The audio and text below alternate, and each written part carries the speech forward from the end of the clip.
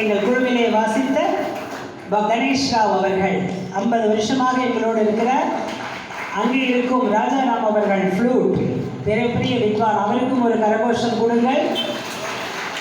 இவ்வளவு நேரம் இளையவராக இருந்தாலும் உங்களை அன்போடு மகிழ்ந்த சுப்பு ஆறுமம் அவர்களின் தலைமுறை இசை ஆசிரியர், இசை வித்தகர், கலை வளர்மணி டி கலைமகன் அவர்கள்.